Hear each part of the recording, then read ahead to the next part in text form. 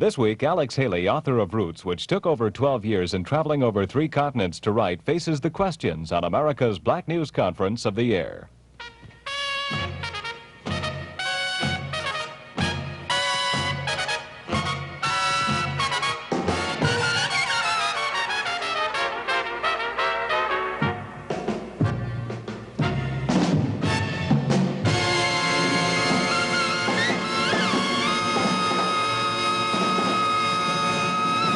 This is Black on Black, America's Black News Conference of the Year, with John Lenear, Darlene Johnson, Dick Peery, Vivian Applin, and moderator Alan Davis.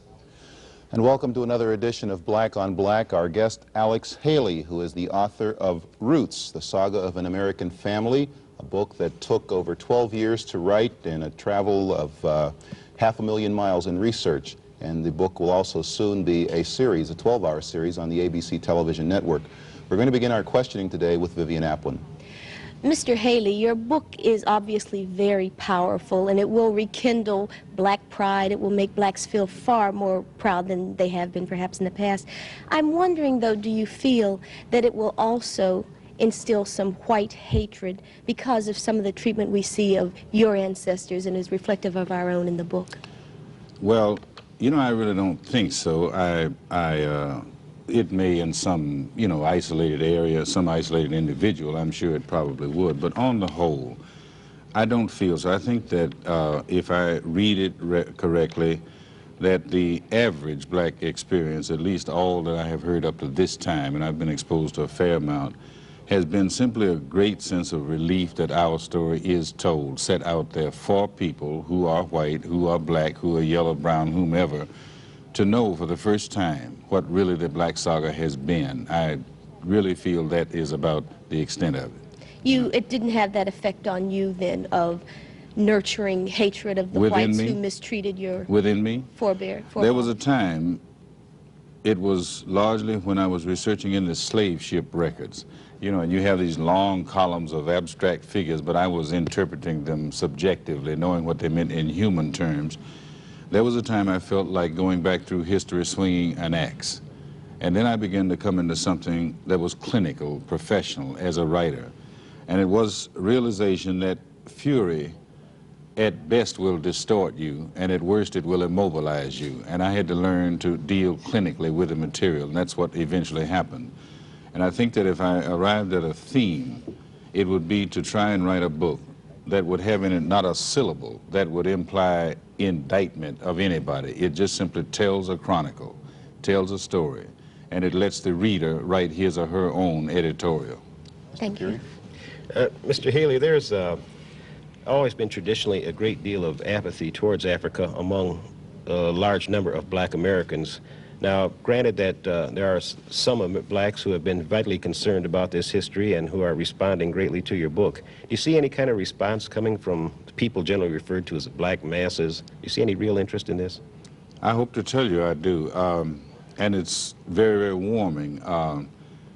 What immediately comes to my mind when you say that, I have had occasion several times to be, say, speaking about the book in areas that would be what we call the black masses, the inner cities and one thing and another. And there's something that happens fairly consistently where you hear the same line of dialogue and it begins to register with you, and that is that very frequently older black people, usually older women, will come up and just in some very emotional display, maybe they'll hug you or they grab your hand and they'll say, "Thank you, son, for giving us our history back."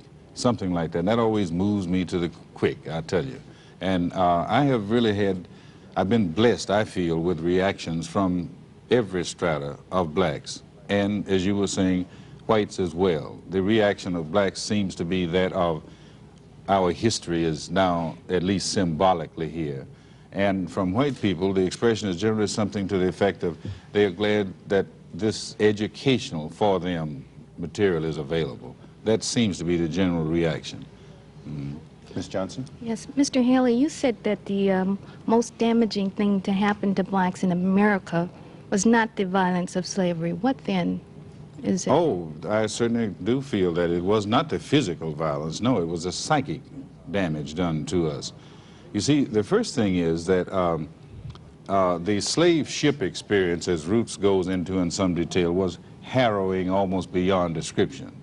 But what really began to do the deep-set harm, that whose legacies we yet suffer from, was when each of those Africans was taken to a plantation. As a rule, about the very first thing that happened was they were given an anglicized name. And for all practical purposes, that was the first step in the psychic dehumanization of an individual or collectively of a people, the removal from that individual of the name with which went his or her subjective sense of self-identification. And that happened to the forebears, the ancestors of virtually every one of us. And that was just the first step in what subsequently would become a methodical attack on their own culture.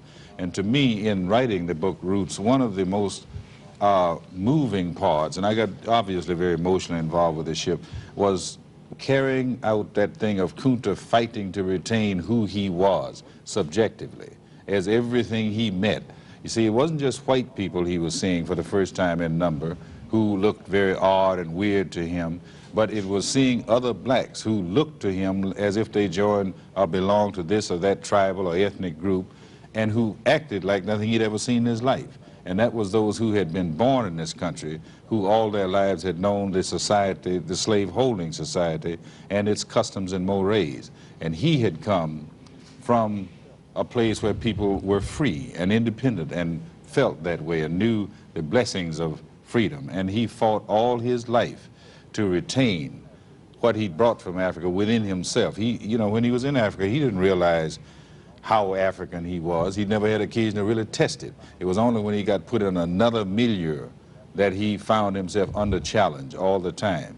And after 15, 20 years, he'd find himself lapsing, slipping into the slave thing, and he'd almost grab himself up and thrust himself back into himself, you know.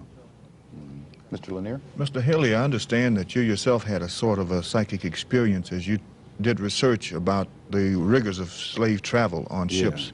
Yeah. Could you relate what that meant to you personally as you had this experience, and did at that point you decide to give up or continue? Well, I really had a lot. I'm sure I know the one you're talking about on that ship. Is that what you're talking Yes, about? I am. Yeah. Well, I had at that point been writing for about a year. That the first year was occupied with the writing of the section from Kunta's birth to his capture, say. And I was by now, I was Kunta for all practical purposes. You know, a writer gets so immersed in his character, he becomes that character. Sometimes you're writing, I usually like to write through the night, and sometimes you have the eerie thing of suddenly looking at your own hand moving with a pen in it, and it's almost as if your hand were not part of you. You know, it's just something, as if you're a conduit through which something is happening. Anyway, when I got up to the point that Kunta was now going to cross the ocean on that slave ship, I had made the determination that everything in the book had to be told from the point of view of the people in it, as if a camera was watching, as if their eyes, their five senses, were a camera for the reader. And when I got him on this slave ship, now came the thing that I was at the time living in San Francisco, and I just couldn't get to grips with writing that section, living up in a high-rise apartment in San Francisco looking over the bay. And I got in touch with my agent and some people, and I said, look, I've got to go back to Africa. And I did, and I got a ship sailing out of Monrovia, Liberia, you know, and it was headed for the United States. I wanted to ride a ship going anywhere from Black West Africa to this country. And I got on, it was a freighter, I booked on as a passenger, and I was able to talk with the captain, and he couldn't, of course, officially approve what I was doing, but he did agree not to know what I was doing. And I got down in the hold of the ship after dinner every night, and I found a big, wide, rough-hewed plank they used to keep cargo from shifting. The cargo on that ship, the African Star, was bales of crude raw rubber out of Liberia. And I would take off my clothing down to my underwear, and I would lay down on my back on this plank and make myself stay there all night. It's deep, dark, cold, cavernous down in the hold of a ship. And I would lay there and try to imagine I was Kunta. What was it like? What did he feel? What did the five senses register? How did the 139 other men around him babbling, praying, crying sound? What did it stink? Was it like? What was the fleas, the rats, everything like?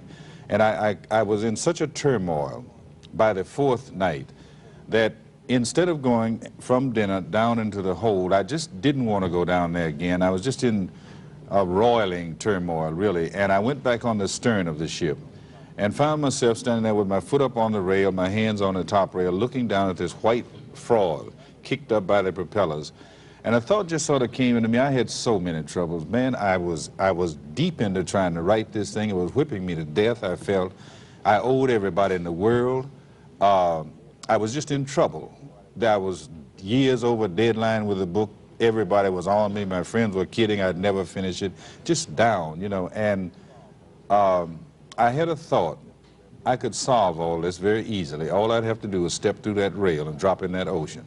It was early night. It would be very private. Nobody would even know until morning. And you know, I got the feeling almost euphoric, as if I've heard when people are about to freeze, they'll feel warm and comfortable.